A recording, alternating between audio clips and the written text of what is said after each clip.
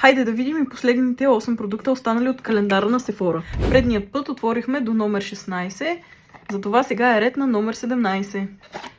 И вътре се крие пореден вайрал продукт, а именно Body Butter на Sol de Janeiro. Като този отговаря на аромат с номер 59, който, ако трябва да съм честна, не ми е от най-любимите аромати. Ако сте гледали предните ми видеа, съм ви казвала, че на мен любимия ми е 71 и също така ми харесва 62. Така че, за съжаление, едва ли ще го ползвам този продукт, но отива за подарък за някой друг. Продължаваме натам с номер 18 и в него се крие Cream Lip Stain на Sephora Collection.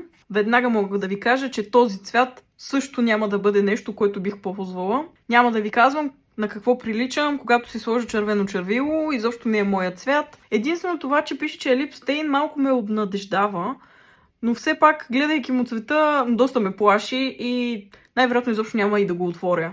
Продължаваме нататък с номер 19. Най-накрая и парфюм, но доста мъничък. Това е парфюмът Million Gold за нея на Rabanne. Тук е един малък side note. Само аз ли сега разбирам, че са се прекръстили и вече не е Paco Rabanne, а е само Rabanne.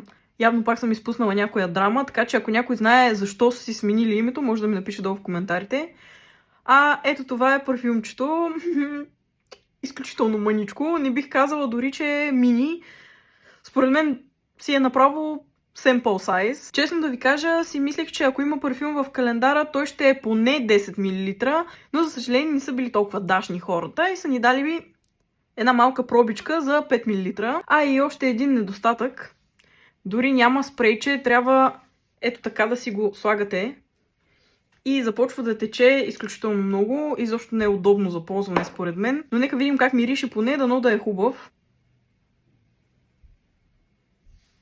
Честно казвам, мирише много добре.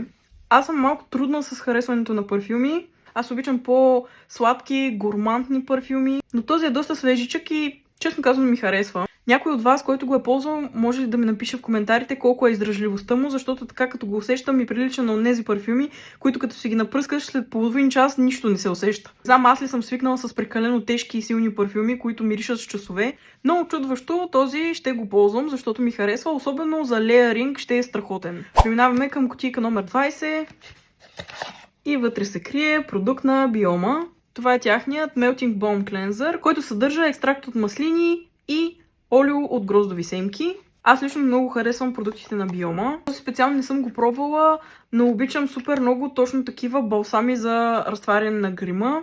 Мирише си определено на маслини, което малко не ми харесва, защото аз мразя зехтин. Но няма значение, защото